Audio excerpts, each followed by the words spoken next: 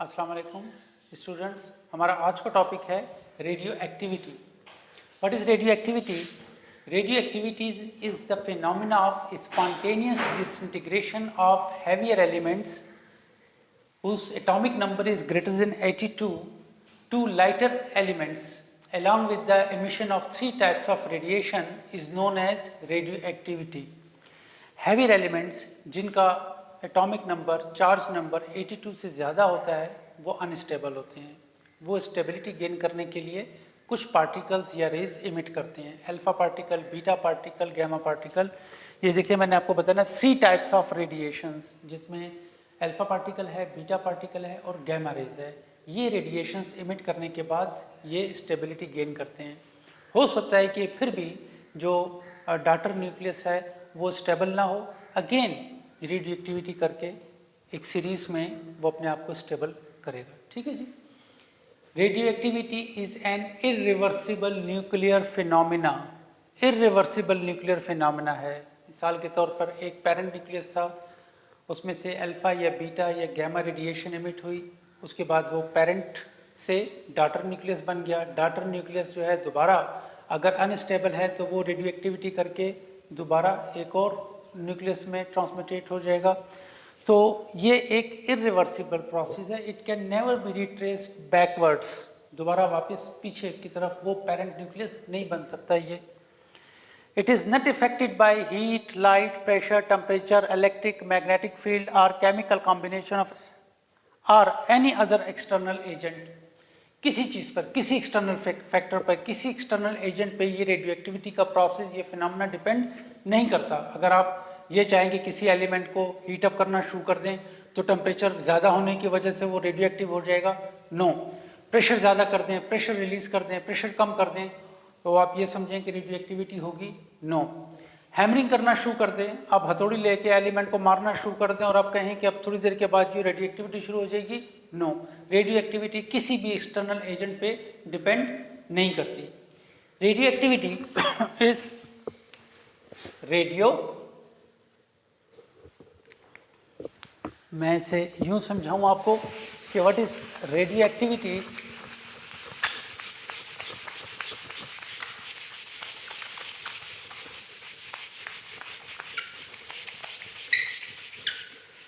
देखिए students, radioactivity is from 2 words, radioactivity, radio plus activity.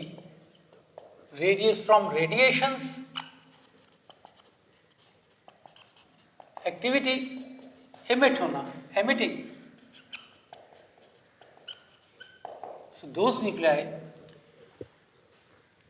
which radiate or emits radiation are called radioactive nuclei। ऐसे nuclei जो जो radioactive होते हैं उन्हें हम रेडियोएक्टिव न्यूक्लियाई कहते हैं, रेडियोएक्टिव एलिमेंट्स कहते हैं।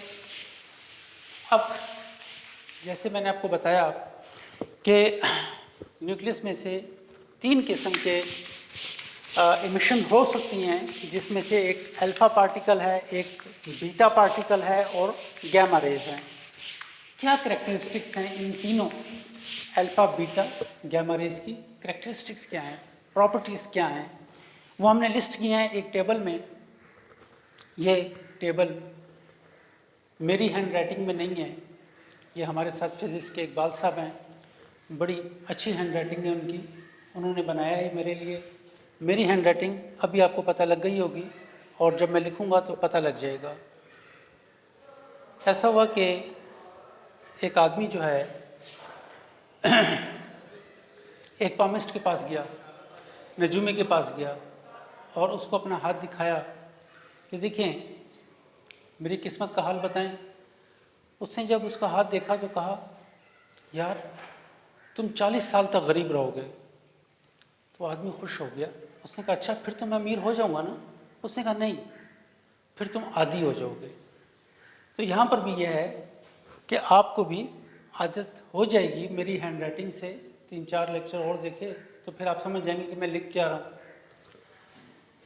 बताना मैं ये चाह रहा था कि अल्फा पार्टिकल, बीटा पार्टिकल और गैमा रेज की कैरेक्टरिस्टिक्स।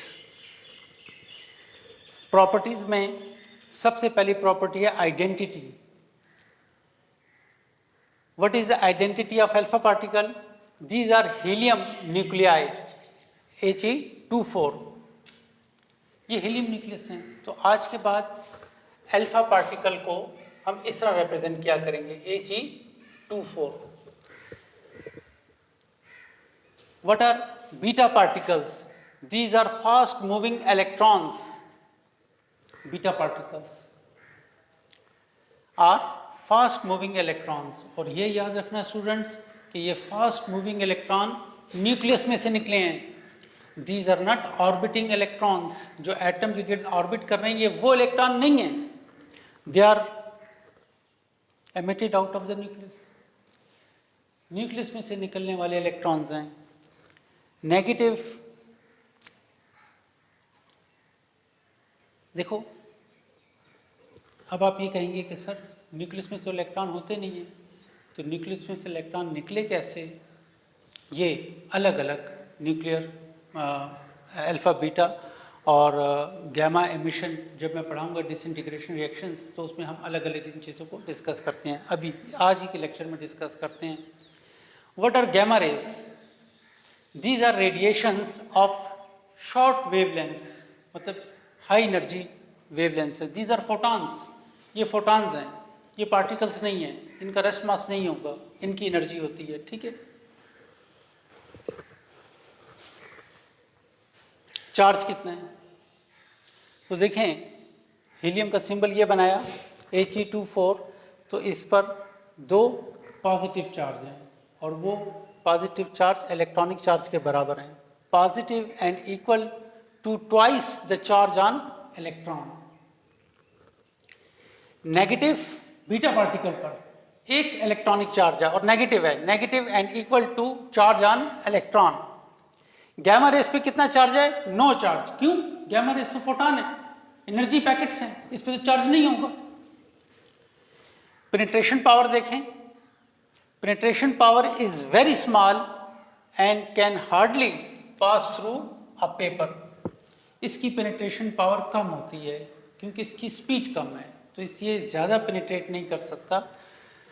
लेकिन इसके मुकाबले में बीटा पार्टिकल की penetration power large है, larger than alpha particle and can travel through 10 millimeter paper।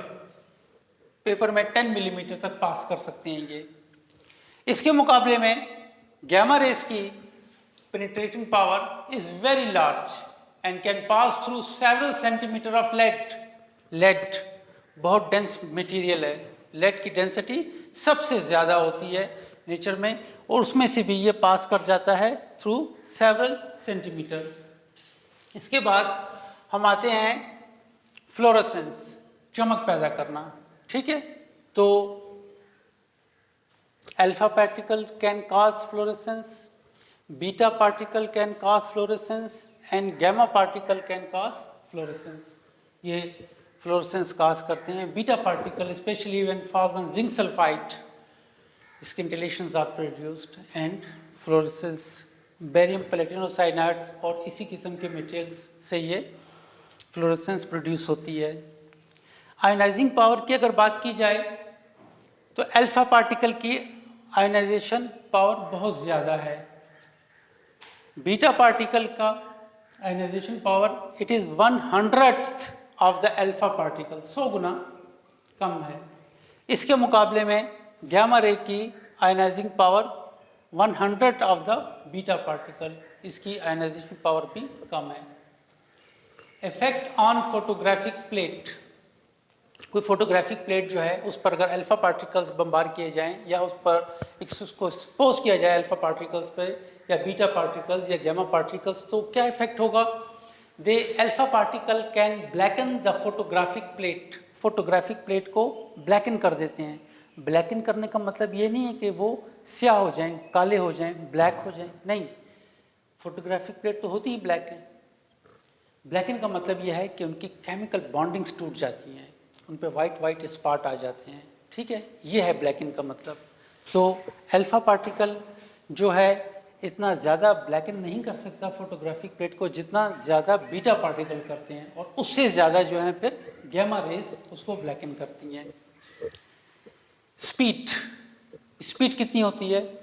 The speed of alpha particle is less than that of light. तकरीबन इनकी स्पीड जो है 1.12 2.23 एक्सपोनेंट 7 मीटर्स पर सेकेंड है, less than the speed of light. The speed of beta particle is 98% to 99% of the speed of light, very fast moving particles. And the speed of gamma particle is equal to the speed of light. The speed of light is 3 exponent 8 meters per second. इसी तरह अगर effect देखा जाए, effect of electric and magnetic field, alpha particles, beta particles are deflected in electric and magnetic field. Electric field में भी deflect होते हैं, magnetic field में भी डिफ्लेक्ट होते हैं, but gamma rays are chargeless particles, they are not deflected by electric and magnetic fields. Mass की बात की जाए तो मास को देखें, जैसे मैंने सिंबल बनाया था कि इसका चार्ज नंबर 2 है और mass number 4, so it is mass of the helium nucleus. Mass of electron, beta particle का मास ऑफ इलेक्ट्रॉन के बराबर है। गैमा पार्टिकल का मास क्या है? गैमा पार्टिकल एनर्जी है, इसका रेस्ट मास नहीं है, नो रेस्ट मास।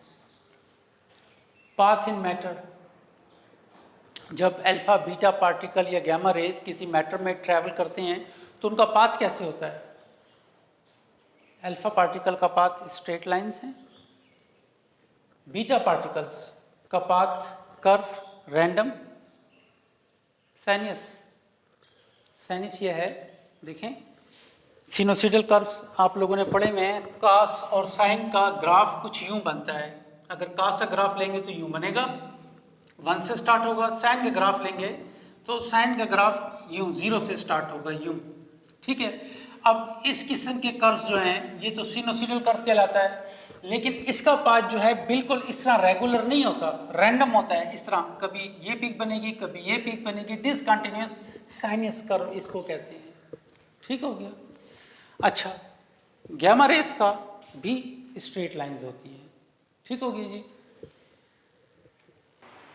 तो स्टूडेंट्स, अब हम बारी बारी जिन 3 पार्टिकल्स को हमने जिनकी करेक्टरिस्टिक्स अभी देखी थी, अल्फा बीटा गैमा रेज, इनकी स्पीड कितनी होती है, इनकी एनर्जी कितनी होती है, इनका पाथ क्या होता है, इनकी आयनाइजेशन पावर क्या होती है, अब इनकी बारी बारी डिसइंटीग्रेशन देखते हैं।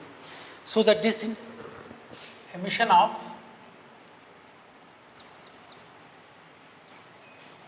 अल्फा पार्टिकल्स,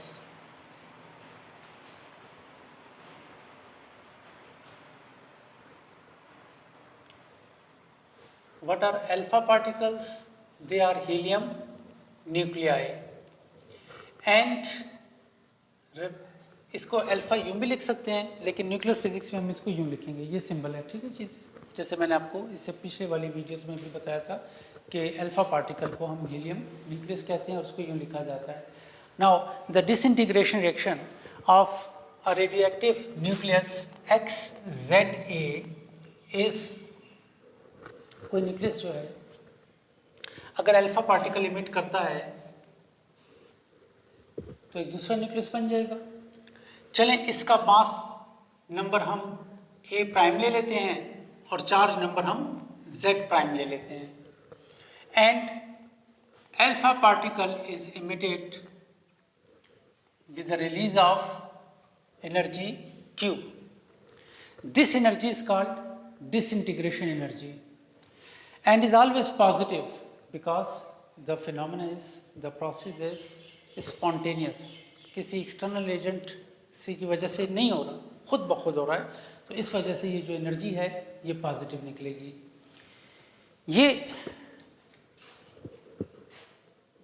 जो इक्वेशन लिखी है, इस इक्वेशन में तमाम लॉस कंजर्व होंगे।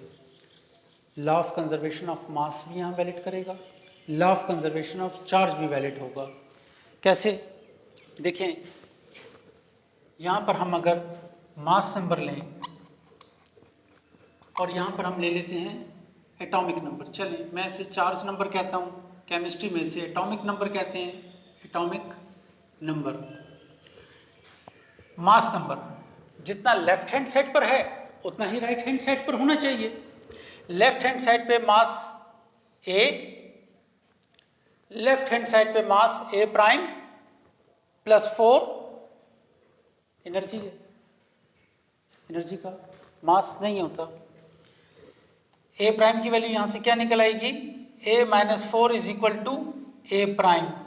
तो ए प्राइम की जगह मैं लिख लूंगा ए माइनस 4।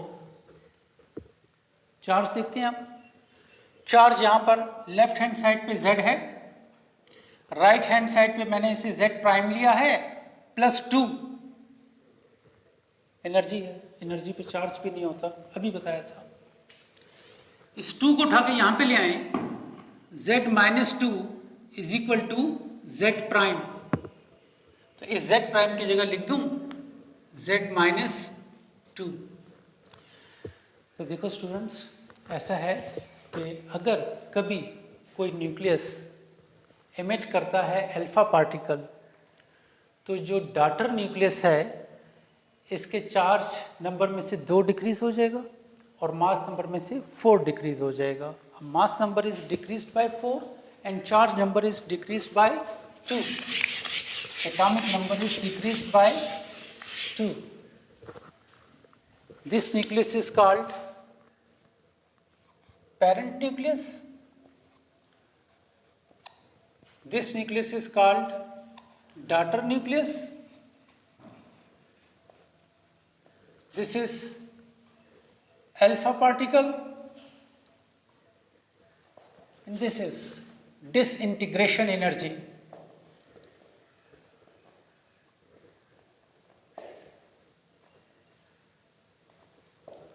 ठीक हो गया। तमाम कंजर्वेशन लॉज न्यूक्लियर रिएक्शंस में वैलिड होने चाहिए। टोटल 12 कंजर्वेशन लॉज हैं, जिनमें law of conservation of mass, law of conservation of charge, law of conservation of energy, law of conservation of momentum, angular momentum, spin angular momentum, parity and so on. अब देखें कि इसकी एक example लेते हैं alpha emission की। For example uranium 92-238 when emits an alpha particle, the transmitted nucleus is thorium 90-234। देखें, इसमें से मास नंबर में से 4 लेस हो गया और एटॉमिक नंबर में से 2 लेस हो गया। एटॉमिक नंबर में से 2 लेस हो गया, मास नंबर में से 4 लेस हो गया, plus Q value of energy. अब आप इनको ऐड करें ना, लेफ्ट हैंड साइड पर देखिए एटॉमिक नंबर कितना है, राइट हैंड साइड पे 92, 90 प्लस 2 92, यहाँ पर भी 92। राइट हैंड साइड पे आप मास नंबर को चेक करें, 234 प्लस 4 238, यहाँ पर भी 238 कंजर्व। ठीक, इसी तरह एक और एग्जाम्पल लेते हैं। For example radium 88-226, this is converted into radon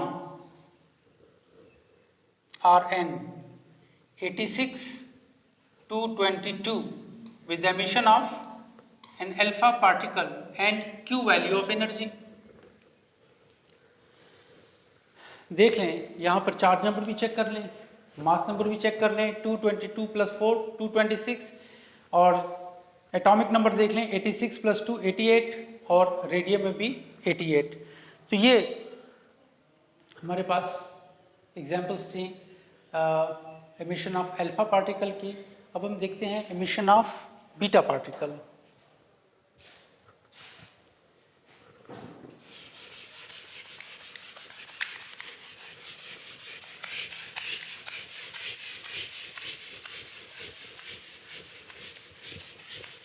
beta particle दो किस्म के हैं, एक नेगेट्रॉन है और एक पॉजिट्रॉन है। एक नया नाम मैंने लिया बीटा पार्टिकल के लिए, नेगेट्रॉन।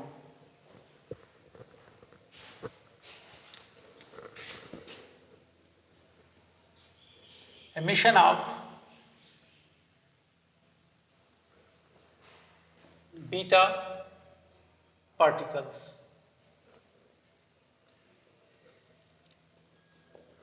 बीटा पार्टिकल्स दो किस्म के होते हैं, इलेक्ट्रॉन एंड पॉजिट्रॉन। न्यूक्लियस में से इलेक्ट्रॉन भी निकल सकते हैं और पॉजिट्रॉन भी निकल सकते हैं। पॉजिट्रॉन क्या होते हैं?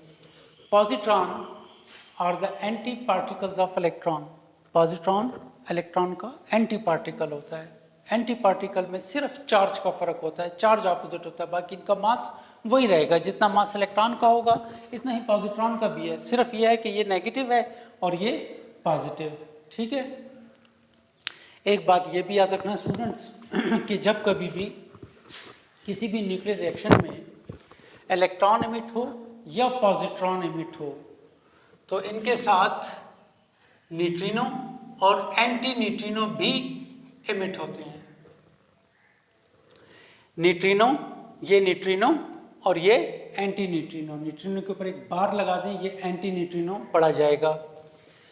न्यूट्रिनो और एंटी न्यूट्रिनो लाजिम, और ये इलेक्ट्रॉन और anti neutrino and positron and neutrino ये आपस में लाजिम और मलजूम है। किसी भी न्यूक्लियर रिएक्शन में जब आप इलेक्ट्रॉन एमिशन को शो करेंगे तो न्यूट्रिनो या एंटी न्यूट्रिनो को भी शो करेंगे। ठीक है ना। इसका फ़ायदा क्या है या ये क्यों ये कंसेप्ट आया, अभी न्यूक्लियर रिएक्शन में करते हैं। तो पहले हम इलेक्ट्रॉन एमिशन पढ़ते हैं। Electron emission, the disintegration reaction for the nucleus XZA is written as Y plus electron emit हुआ और इलेक्ट्रॉन के साथ क्या है? Anti neutrino. इलेक्ट्रॉन के साथ हमेशा एंटी न्यूट्रिनो एमिट होता है। Plus Q value of energy, ये मैंने Q1 ले ली। देखो स्टूडेंट्स, ये चार्ज, ये मास नंबर मैं A प्राइम ले लेता हूँ और यहाँ पे मैं चार्ज नंबर Z प्राइम ले लेता हूँ। देखें, अगर मैं कंजर्वेशन ऑफ मास का फार्मूला लगाऊं तो लेफ्ट हैंड साइड पे मास नंबर है आपके पास A, राइट हैंड साइड पे मास नंबर है A प्राइम और इसके साथ मास 0 और इसका मास तो तकरीबन मास ऑफ इलेक्ट्रॉन के बराबर है। इलेक्ट्रॉन का मास है नहीं, इसका मास भी नहीं है। A prime is equal to A, जितना मास लेफ्ट हैंड साइड पर उतना राइट हैंड साइड पर। अब चार्ज चेक करते हैं। चार्ज देखें, यहाँ पे Z लेफ्ट हैंड साइड पर, राइट हैंड साइड पर Z प्राइम। इलेक्ट्रॉन का मास चार्ज, इलेक्ट्रॉन का चार्ज -1, न्यूट्रिनो का चार्ज, ये तो न्यूट्रल है। Neutrino means little neutral particle. Neutrino means little neutral particle. तो न्यूट्रल है, इस पे तो चार्ज होगा नहीं, मास भी नहीं, लेकिन 2 0 लगाना, कहीं 0 से मल्टीप्लाई ना कर देना आप, इसलिए मुनासिब है कि मैं इसको यूँ लिखूं। लेकिन ये देख लें कि इस पे चार्ज नहीं है। इस -1 को उठा के यहाँ पे लाएं, Z + 1 is equal to Z prime. तो Z प्राइम की जगह मैं लिखूंगा Z + 1। तो अब यह बात क्लियर हो रही है यहाँ से कि जब कभी भी कोई न्यूक्लियस इलेक्ट्रॉन इमिट करता है तो उसका चार्ज नंबर 1 इंक्रीज कर जाएगा और मास नंबर पे कोई फर्क नहीं पड़ेगा। ठीक है, ये बात नोट करने की है कि जब कभी भी कोई न्यूक्लियस इलेक्ट्रॉन इमिट करेगा तो डॉटर न्यूक्लियस का चार्ज 1 इंक्रीज कर जाएगा, लेकिन मास नंबर पे फर्क नहीं पड़ेगा। क्यों होता है ऐसे? देखें, आपको समझाने के लिए कि ये एक न्यूक्लियस ले लिया और इसमें ये दायरे वाले न्यूट्रॉन हैं और ये डॉटेड प्रोटॉन्स ले लिए, ठीक है। ये प्रोटॉन है और ये न्यूट्रॉन्स हैं। न्यूक्लियॉन्स इसमें टोटल कितने हैं? 7। तो मास नंबर इसका बन गया 7। चार्ज नंबर कितना है इसका? Charge number is the number of protons inside the nucleus. 1 2 3 proton है तो चार्ज इसका बन गया 3, एटॉमिक नंबर बन गया इसका 3। अब according to Fermi, at the time of emission of electron इसके अंदर होता नहीं है। जैसे शुरू में मैंने इंट्रो में कहा था कि इसमें से इलेक्ट्रॉन निकलता है लेकिन इसके अंदर होता नहीं है। अब निकलता कैसे है कि जब इलेक्ट्रॉन ने निकलना है तो उस वक्त एक न्यूट्रॉन कन्वर्ट हो जाएगा एक प्रोटॉन में और एक इलेक्ट्रॉन में। एक न्यूट्रॉन कन्वर्ट हो जाएगा एक प्रोटॉन में और एक इलेक्ट्रॉन में। ये इलेक्ट्रॉन तो बाहर निकल आया, न्यूक्लियस में से। अंदर क्या रह गया? प्रोटॉन। लेकिन ये प्रोटॉन किससे बना है? न्यूट्रॉन से बना है ना। सपोज ये न्यूट्रॉन टूटा था तो इलेक्ट्रॉन बाहर निकल गया और ये न्यूट्रॉन किस में कन्वर्ट हो गया? प्रोटॉन में। न्यूट्रॉन कन्वर्ट हो गया प्रोटॉन में, इलेक्ट्रॉन बाहर निकल आया। तो देखो क्या मास नंबर पे फर्क पड़ा मास नंबर पे फर्क। 1 2 3 4 5 6 7, मास पे तो कोई फर्क नहीं पड़ा। चार्ज पे फर्क पड़ा? जी हाँ, चार्ज पे फर्क पड़ा। 1 2 3 4, चार्ज 1 बढ़ गया। एक न्यूट्रॉन प्रोटॉन में कन्वर्ट हुआ तो एक चार्ज बढ़ गया, ठीक हो गया।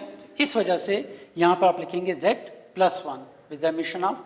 अच्छा, अब आप ये समझें कि ये एंटी न्यूट्रिनो का होना क्यों ज़रूरी है। यहाँ पर जब मैं ये कहता हूँ कि इसका चार्ज भी नहीं है, इसका मास भी तकरीबन मास ऑफ इलेक्ट्रॉन के बराबर है, अगर मैं वो भी निकाल दूँ तो फिर तो इसको नहीं होना चाहिए ना। लिखना क्यों ज़रूरी है? लाजिम और मलजूम क्यों है एक दूसरे के लिए? इसलिए कि पाली ने सजेस्ट किया था कि ये स्पिन एंगुलर मोमेंटम कंजर्व करते हैं। मैंने अभी आपको बताया कि तमाम कंजर्वेशन लॉज वैलिड होने चाहिए। जैसे फॉर एग्जांपल अगर मैं आपको यूं बताऊं कि देखें,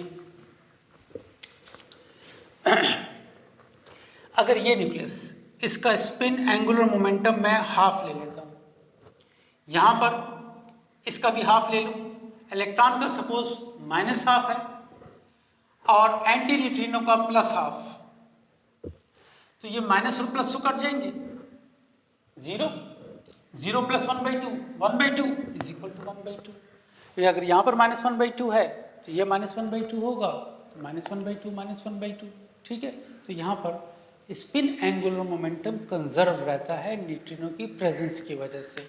अगर न्यूट्रिनो नहीं होगा तो स्पिन एंगुलर मोमेंटम कंजर्व नहीं होगा, ठीक है जी।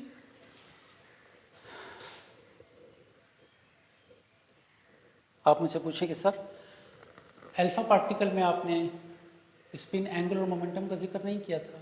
उसकी वजह यह है कि अल्फा पार्टिकल का हीलियम न्यूक्लियस का स्पिन एंगुलर मोमेंटम 0 के इक्वल है, ठीक है। इलेक्ट्रॉन का 0 के इक्वल नहीं है, या +½ होता है या -½ होता है।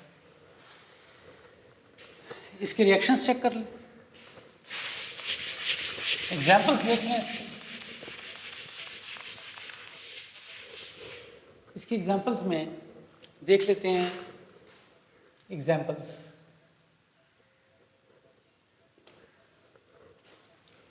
में है thorium 90-234 is converted into protactinium Pa, protactinium 91-234 plus electron plus anti neutrino, ये ना भूलना, ठीक है, ये ना भूलना, plus Q1 value of energy. Check कर लें, मास नंबर दोनों तरफ चेक कर लें। 234 प्लस 0 234, 90 माइनस 1 90 90, तमाम लास कंजर्व है यहाँ पे। इसी तरह carbon 614, this is converted into nitrogen with the emission of electron and an antineutrino plus Q1 value of energy. The prototype यानी फर्स्ट emission of electron कहाँ से आई थी? In free space. Neutron has a half life of 12 minutes. Neutron, इसकी half life 12 minutes है। 12 minutes का मतलब ये है कि 12 मिनट के अंदर अंदर ये डिसइंटीग्रेट होगा प्रोटॉन में और इलेक्ट्रॉन में और एंटी न्यूट्रिनो बनेगा इससे। देख लें, 1 माइनस 1 0, 1 प्लस 0 1 1। इसके बाद हम आते हैं पॉजिट्रॉन एमिशन की तरफ। ये इलेक्ट्रॉन एमिशन था। इलेक्ट्रॉन को कैथोड रेज भी कहते हैं, बीटा पार्टिकल भी कहते हैं, इसे हम नेगेट्रॉन भी कहते हैं।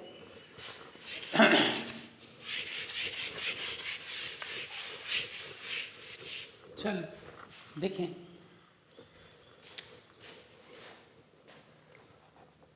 the disintegration equation for positron is XZA Y daughter nucleus plus positron और पॉजिट्रॉन के साथ हमेशा न्यूट्रिनो, इलेक्ट्रॉन के साथ एंटी न्यूट्रिनो और पॉजिट्रॉन के साथ neutrino plus Q value of energy. देखें, अगर ये मास नंबर मैं A प्राइम ले लूँ और ये चार्ज नंबर मैं Z प्राइम ले लूँ, तो law of conservation of mass देखें, लेफ्ट हैंड साइड पे मास A है, राइट हैंड साइड पे A prime plus 0 plus neutrino का मास नहीं होता, ठीक है। A प्राइम किसके इक्वल आ गया? A के, तो A प्राइम A के इक्वल आ गया। उसके बाद चार्ज नंबर देखें, यहाँ पे एटॉमिक नंबर Z, यहाँ पर एटॉमिक नंबर Z प्राइम और यहाँ पर 1 को उठा के यहाँ पे ले आए, Z minus 1 is equal to Z prime. तो Z प्राइम की जगह मैं यहाँ पर क्या लिखूंगा? Z minus 1। तो जब कभी भी बीटा पार्टिकल एमिट होता है, यानी पॉजिट्रॉन एमिट होता है, तो पॉजिट्रॉन के एमिशन से डॉटर न्यूक्लियस का एटॉमिक नंबर 1 लेस हो जाएगा, कम हो जाएगा, मास नंबर पे कोई फर्क नहीं पड़ेगा। The positron emitter is carbon 611, isotope of carbon.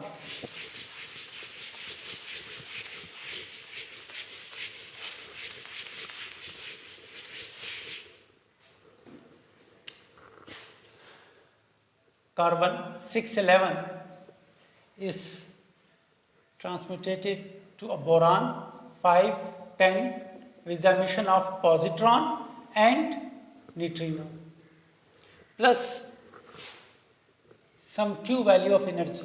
Alpha particle के लिए Q वैल्यू ऑफ एनर्जी ली थी, इलेक्ट्रॉन के लिए Q1 ली, इसके लिए हम Q2 ले लेते हैं।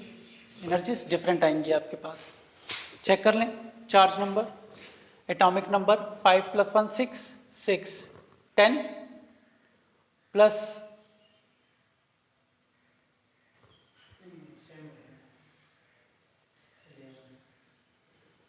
11 सेम रहना चाहिए ना, 6 बोरान का चेक करना पड़ेगा कि इसका एटॉमिक नंबर कितना है।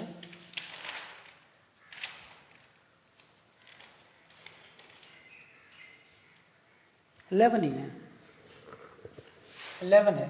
पीरियोडिक टेबल पे चेक कर लें, ये 11 है, ठीक है, तो अब सेम है, ओके। ये हो गया पॉजिट्रॉन एमिशन। थोड़ा सा मैं ये बताना चाहता हूँ कि कभी कभी कोई क्वेश्चन यूँ भी आ सकता है पेपर में कि ये डॉटर न्यूक्लियस है Y ZA, what is this daughter nucleus is equal to, ये डॉटर न्यूक्लियस होगा किसके बराबर, कभी कभी यूँ भी पूछा जा सकता है। तो आप लोगों ने वही कंजर्वेशन लॉस लगाने हैं, mass conservation law and charge conservation law. तो देखें हम इस इक्वेशन को देखते हैं, यहाँ पर आके हमारे पास 11 इज इक्वल टू, यहाँ पर a प्लस 0, तो a की वैल्यू आ गई 11, और चार्ज नंबर देखें 6 z प्लस 1, ठीक, तो z is equal to 5, element y 5 11, atomic number 5 और मास नंबर 11। अब कैसे मालूम करेंगे इसे, आप पीरियोडिक टेबल में देखना, पीरियोडिक टेबल में देखना और सिर्फ एटॉमिक नंबर देखें। ये आइसोटोप तो डिफरेंट हो सकते हैं ना, ये बोरान का आइसोटोप B510 हो सकता है, B511 हो सकता है, कुछ और हो सकता है, कोई और न्यूक्लियस हो, उसकी ज़्यादा आइसोटोप्स हो सकते हैं। तो आप इस तरह कर लें कि इस परेशानी से बचने के लिए आप सिर्फ इसका एटॉमिक नंबर चेक करें कि किस एलिमेंट का एटॉमिक नंबर 5 है। जब आप पीरियोडिक टेबल में चेक करेंगे तो वो बोरान होगा, ठीक हो गया। तीसरा, हम कोई अननोन डॉटर न्यूक्लियाई भी मालूम कर सकते हैं या आपको इस किस्म का कोई प्रॉब्लम दिया जा सकता है। लास्ट है हमारा गैमा एमिशन।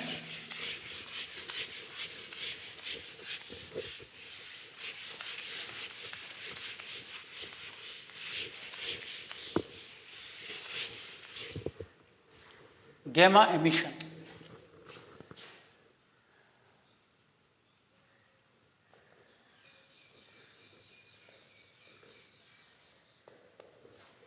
गैमा को हम रिप्रेजेंट करेंगे गैमा के सिंबल से, और ये क्या होते हैं, फोटॉन ऑफ शॉर्ट वेवलेंथ। कभी कभी यूँ होता है स्टूडेंट्स कि जब कभी कोई न्यूक्लियस अल्फा या बीटा पार्टिकल एमिट करता है तो उसके बाद ये स्टेबल नहीं होता, एक्साइटेड स्टेट में होता है। एक्साइटेड स्टेट से ये जब डी एक्साइट होगा तो गैमा रेडिएशन एमिट करेगा, और गैमा रेडिएशन एमिट करने के बाद ये स्टेबल हो जाएगा। For example XZA when emits alpha or beta particle it is in the excited state। ये स्टेरिक जो है एक्साइटेड स्टेट का सिंबल है। It then de excites by emitting gamma rays, gamma ray को एमिट करने के बाद ये डी एक्साइट हो जाएगा। इसकी मिसाल ऐसी है ना कि जैसे देखो बच्चों, क्लास में बहुत से स्टूडेंट्स बैठे हुए हैं रो वाइज, ठीक है, एक लड़का है बार बार शैतानी कर रहा है, मेरे समझाने के बावजूद भी जब नहीं समझेगा तो मैंने यूँ किया, एक उसको मैंने लगा दिया, एक थप्पड़ लगा दिया, वो मेरा क्या बिगाड़ लेगा, क्या कर सकता है, सिवाय इसके कि वो क्लास में गुस्से में आ जाएगा, और जब क्लास का वक्त ख़त्म होता है मैं क्लास से बाहर चला जाऊं तो वो बक बक करेगा, वो मेरे पीछे कुछ बातें करेगा कि देखो जी सर नदीम को तो कुछ आता नहीं है पढ़ाना, वैसे ही हर वक्त गुस्से में रहते हैं, और ठीक ये जो उसने बक बक की, मेरे पीछे बातें की, ये रेडिएशन एमिट कर रहा है। वो लड़का हमेशा गुस्से में नहीं रहेगा, जैसे उसने बातें की मेरे खिलाफ उसके बाद वो कूल डाउन, ये एक्साइटेड स्टेट से डी एक्साइटेड स्टेट में आ गया।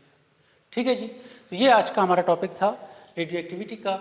इसकी नेक्स्ट वीडियो जो है फिर इसके बाद वेडनेसडे को, और उस वक्त तक के लिए अल्लाह हाफिज़।